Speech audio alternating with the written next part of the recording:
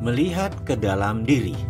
Coba kita merenung sebentar. Coba Anda melakukan hal yang biasa disebut dengan istilah inward looking atau melihat ke dalam diri. Bisakah Anda menceritakan bagaimana selama ini uang datang kepada Anda? Bisakah Anda mengenal pola uang datang ke Anda? Ada berapa cara uang datang ke Anda? Mungkin agar lebih cepat saya bantu dengan pertanyaan. Apakah uang Anda diperoleh dengan bekerja? Atau diberi orang tua Anda? Atau diberi oleh suami? Atau diberi oleh pasangan hidup Anda? Atau dari hasil usaha sendiri? Atau dari dagang? Atau dari gaji? Atau dari meminta kepada orang lain? Apapun itu. Sewaktu Anda melanjutkan video ini, mungkin ada di antara Anda yang sudah lelah dengan masalah keuangan. Sudah capek dengan ketergantungan kepada orang lain. Serta sudah tidak bisa lagi mencari cara untuk menutupi semua kewajiban yang terus meningkat setiap bulan, setiap harinya, setiap tahunnya. Dan mungkin Anda setuju bahwa Anda memilih untuk menyudahi masalah finansial ini. Anda memilih bertanggung jawab atas apa yang terjadi di depan Anda. Anda memilih untuk menyetop ketergantungan kepada orang lain. Anda memilih menjadi pribadi yang menang. Anda memilih untuk menjadi bagian dari solusi. Tidak ada yang namanya keunggulan. Yang ada hanyalah pengulangan. Misalnya, sekarang kita bayangkan. Misalnya ya, ini hanya pelajaran untuk memberikan pemahaman terhadap persepsi Anda.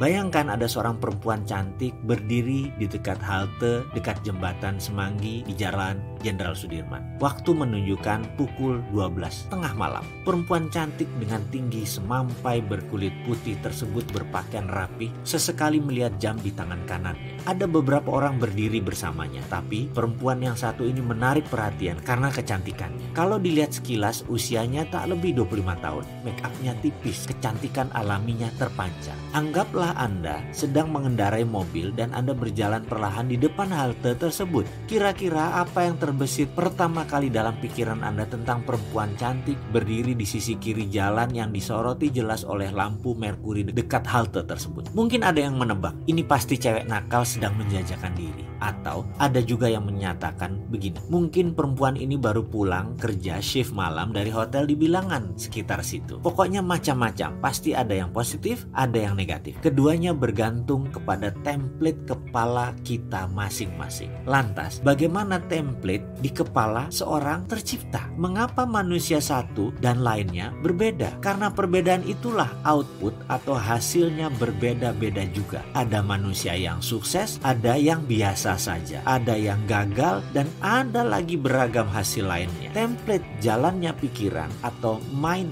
map tercipta karena sesuatu yang berulang-ulang terjadi dalam perjalanan hidupnya. Misalnya seseorang yang membaca koran lampu merah, atau dulu ada namanya pos kota, atau isi berita yang selalu negatif. Walaupun berita-berita tersebut merupakan fakta, tetapi kalau setiap hari dijejali dengan berita maksiat, kriminal, bisa dibayangkan seperti apa template orang yang kira-kira selama 5 tahun kalau dia baca dan yang diperoleh adalah hal-hal seperti itu. Di sisi lain, apa yang terjadi jika seseorang membaca koran, majalah bisnis, buku self-improvement selama 5 tahun? Template seperti apa yang dia miliki? Jika sekiranya kedua orang tersebut berjalan bersama dalam mobil, lalu melihat fenomena wanita cantik tadi, apakah Anda menebak apa isi kepala masing-masing kedua orang itu? Bagaimana? Inginkah mengubah dasar pemikiran Anda? Dalam memutar roda, selalu ada yang memberatkan, sama halnya dalam melakukan perubahan mindset ini. Maka, selain keyakinan-keyakinan lingkungan yang mempengaruhi, ada juga hal yang harus Anda jaga setelah melakukan perubahan. Jika ini tidak dijaga, Anda akan kembali lagi menjadi diri Anda yang lama. Sebagaimana Anda tahu, pandangan dan reaksi Anda terhadap kejadian dalam hidup ditentukan oleh dasar-dasar pemikiran Anda. Dasar pemikiran tersebut merupakan keyakinan-keyakinan, pendapat-pendapat, dan kesimpulan-kesimpulan yang Anda tarik sebagai masukan dari pengalaman Anda yang Anda terima sejak kecil. Hal-hal tersebut membentuk self-concept. Seberapa Anda yakin tentang diri Anda, inilah filosofi hidup Anda. Semakin kukuh dasar pemikiran tersebut, semakin yakin Anda dengan kebenarannya. Pada akhirnya, dasar inilah yang menjadi pengendali apapun yang Anda lakukan, yang Anda kerjakan, dan yang Anda rasakan. Jika Anda yakin Anda adalah orang yang penuh dengan talenta dan semangat, ramah, populer, sehat, serta memiliki kehidupan yang indah, dasar-dasar pemikiran ini